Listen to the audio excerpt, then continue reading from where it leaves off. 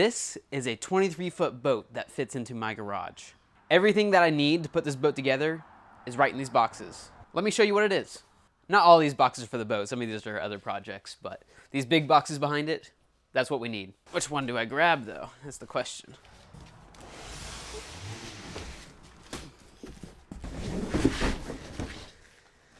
Whew.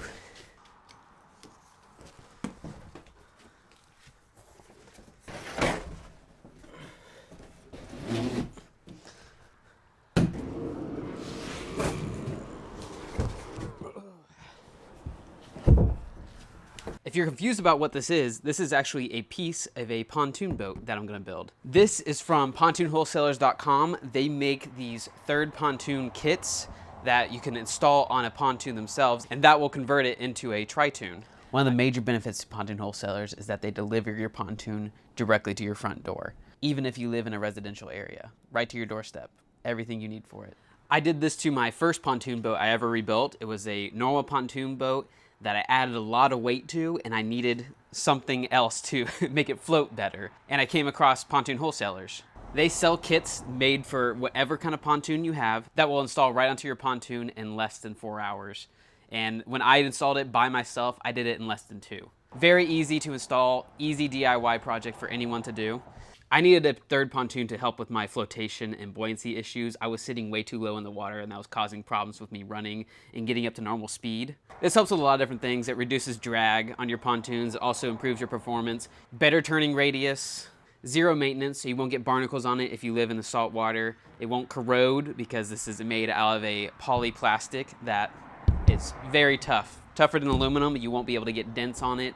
Ton of benefits to it. This is a very good product and a lot easier to install than an aluminum pontoon. On the second pontoon I built, I bought an aluminum center pontoon because I wanted to see the difference in it. This was way easier and it was more cost effective. Not to mention the Pontoon Wholesalers pontoon was so much easier to install. It only took me 2 hours. For that one, it took hours, and I had to move mounts, and it made it a lot more difficult to install. For no better difference, the aluminum didn't make anything better or worse. If you're curious about the color, this is actually a new product from him. This is gonna be the first in the United States, I do believe. I'm gonna build like the first pontoon in America that has light up pontoons. It's gonna be really cool. And you'll be able to get a better understanding of that in these future episodes when I install all the lights onto them. Really excited about that. It's gonna be really cool. Let me talk to you about my trailer I have for this. I had to actually go buy this trailer, so that didn't get shipped to my house. This right here is a 24-foot long pontoon trailer that I bought for $800. Now, it wasn't in this good a shape when I bought it. It was very rusty and very rough shape when I bought it. You can't really expect much else for $800. These cross beams were all rusted out. I had to cut them all off and replace them all with new metal. Along with that, I had to replace all the bunk mount brackets with brand new ones because those ones were also completely rusted off and falling apart. Once I got those welded on and placed in the right spot, I went ahead and painted the whole thing with a bed liner. That's going to prevent any kind of rust from ever happening, at least for a long time to come. And it looks a lot better black, I do believe. These outer bunks are actually made of cedar, and they're in very good shape, so I decided to keep them. But I did buy a couple pressure-treated boards of pine, I believe. It's a cheaper option. I didn't want to spend all this money on cedar, trying to save some money on this thing. For the center tubes, I had to add a center bunk for the center tube because this is going to be a tri-toon. I do eventually need to cover that with carpet. I might do carpet, or I might go back to a plastic cover because I do like the plastic covers a lot. Didn't want to waste your time with a video of me rebuilding this trailer. I've done it a couple times before. You guys kind of get the gist of it. It's just a lot of welding and finding the right products. There wasn't a whole lot of good on this trailer. The couple good things it had was new tires, the cedar bunks, and it had one good new axle that he just recently replaced, but this back axle also needed replaced, so I had to buy a new one of those and also install that. But for the most part, this trailer is in kind of new shape now. New axles, new tires, new bunks, all good there. Now that we have a trailer, we have all the parts we need to start putting this boat together, we can go ahead and do that. Let's go ahead and throw this thing on the trailer, see how it looks on there, and maybe start tearing into the rest of these boxes. You know what's nice about these is they're so light, anyone can really move them around. They also come with a limited lifetime warranty, which helps with coverage on damaged products. First thing I'm noticing is that I need to whiten these bunks a little bit. I just put a couple screws on these bunks because I didn't know how wide I needed it to be. That's an easy adjustment that we can make. Whew, where to start?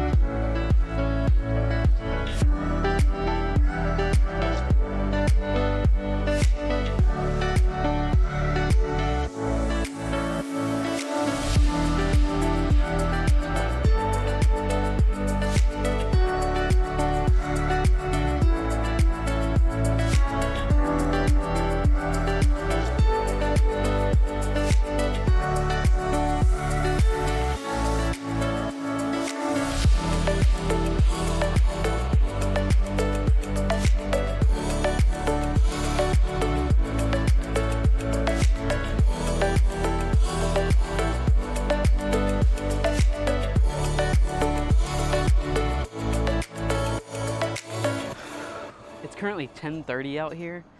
I've been out here for about 15 minutes and I am drenched in sweat already. It is just miserable. It's so hot out. Luckily I have a little bit of clouds right now so I can talk and not fall over. But look at it, it looks like a boat. You don't see too many white pontoons. The only white pontoons I know of are the old fiberglass pontoons, and most of them are white, some of them are white and blue. This is cool, it looks a little different, but I think it's gonna be pretty cool once you start piecing it all together. Next step is to install the support beams, and that's what these are. If you were installing just one of these as a center pontoon in your pontoon boat, you would mount these up first and then you just slide them in and slide them out. It makes it very easy to replace them or remove them if you need to. But for this application, I had to install them all on the trailer first, and then I'm going to put the support beams in it, ratchet strap them together, that way it's all straight and lined up, and then we can put the cross beams on to support it all. You may notice the center one is a little bit lower. That is how it's supposed to be, that is the design feature, kind of like how normal V-boats are. It helps with stability and turning faster. It's so hot out, I can't think of the rest of the benefits for it. The center is 2 inches lower, so it has its own special support beam. You can see these ones are different than this one. This is for the center one because it goes down an extra 2 inches to make up the difference for the outside ones being at the normal height. These pontoons are 23 foot long with the nose cones on there. I can't fit them on there right now because of the trailer being a little bit too short. So these are 23 foot, the beams are 25 foot. So we're gonna have 2 feet of extra hang off back here. I need the extra 2 feet of hang off back here because that's where the motor mount mounts to. That goes out an extra 2 feet so you can mount that up directly to the back of this. On the outside, they're gonna have 2 foot overhang. Not sure what we're gonna do with those yet. We can either build like a swim platform or something else. I'm just not sure how it's gonna look, and I don't wanna cut anything until we figure that out first. So if you see the 2 foot overhang, that's the reason why. It's just extra to make up for the engine mount. For the most part, this has been pretty easy. I've been able to put all this on by myself, do all the trailer stuff by myself. The one thing I can't do by myself is lift these beams. So I'm gonna need a couple people to help me lift them up there so I can put the ratchet straps on them. Put them all into place, then we can lay the cross beams down. I gotta show you the cross beams. I totally forgot about that. Here are the cross beams. They are 8.5 foot wide. I have 20 of them. That should be more than plenty to cover this. They usually go in about every 2 foot sections, and then the back has a little bit more stacked up because that's where the motor mount is, and just need a little bit extra support back there because it holds a lot of weight. You see they fell over. I had them all stacked up nicely, but I got so much stuff in here. It's all piling up. But once we put the support beams on, then the cross beams go on, and they all get bolted together. I have all the hardware for it. It actually gets shipped with all the pontoons and all the other supplies. This all comes together, guys. Everything you need for it all comes together. You don't have to go to a store for anything. Let me get these cross beams up there and supported. Then we can put the cross beams on so I can show you guys a better idea of what's going on.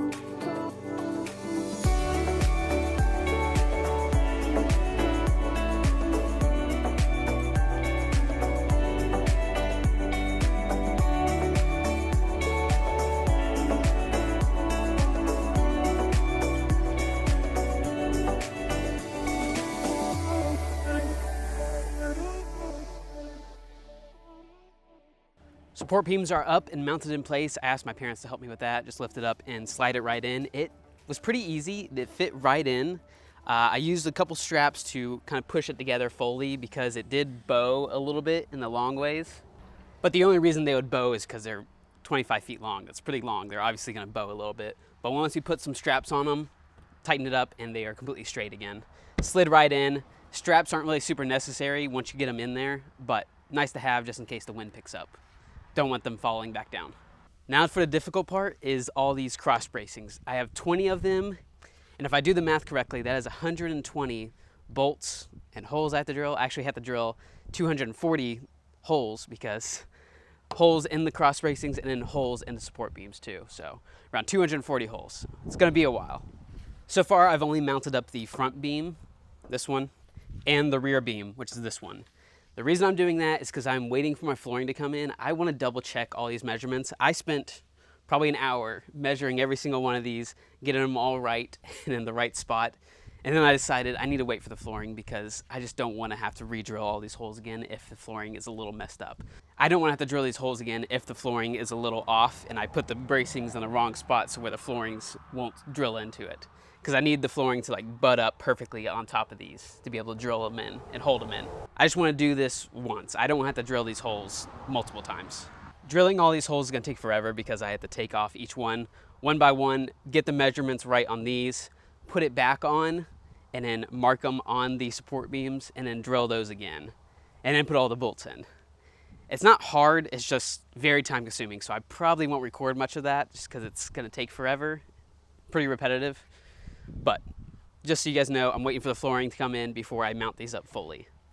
Okay, just to get it all measured right. Measure 20 times and do it once. I learned that the hard way. It took a lot of builds to learn that, but I'm learning slowly. This right here is a motor mount, and I did not realize how cool this thing actually is and how they built it.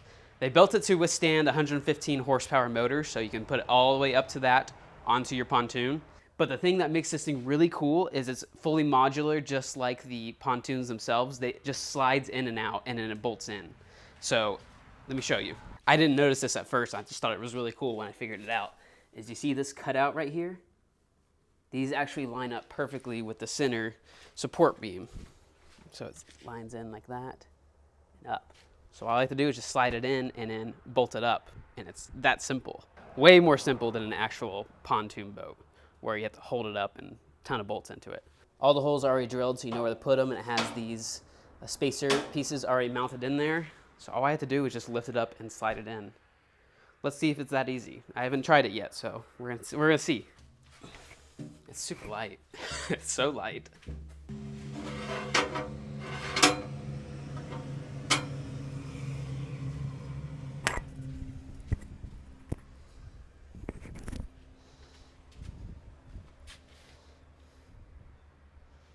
And just like that. These stopper brackets supposed to mount up underneath here, and that's what the extra room is for, but he said I could also push it all the way forward and just have this as the back stopper, and that is what I'm gonna do because I think that just looks the best. That is the plan. So I'm gonna have to cut this off a little bit, but that is no big deal. We can handle that. But look how easy that was. It just slides right on. Very cool. This seems like a good end spot for the first episode. We got it mostly all put together and kind of lined up how it's supposed to look. Next episode, we're gonna be putting the flooring down. After we line it all up 100% and bolt the cross beams down, then we can start cutting up and putting the flooring down permanently and doing all that good stuff. I don't wanna make any cuts or modifications to the back here until after we have the flooring all laid out. That way I know for sure how much I wanna cut off. I just don't wanna make a mistake of doing anything major like that. I'm very excited for this boat rebuild. I try to do one once a year because I just enjoy it very much. The plan is for this one to build it more towards something I'm gonna keep permanently. Not guaranteed yet because I keep saying I'm gonna keep this one and then I end up selling it. But this one, I really wanna keep this one because I think it's just gonna be super cool and fit my style the best. Stay tuned for this build. Let me know in the comments if you guys like these longer videos or do you want me to put out shorter videos that are more consistent. I can put one out like once a week, but they're gonna be obviously a lot shorter because I'm obviously not doing as much work. So let me know in the comments if you want more episodes, just a little bit shorter, or longer episodes with more stuff put into it. Let me know for this build.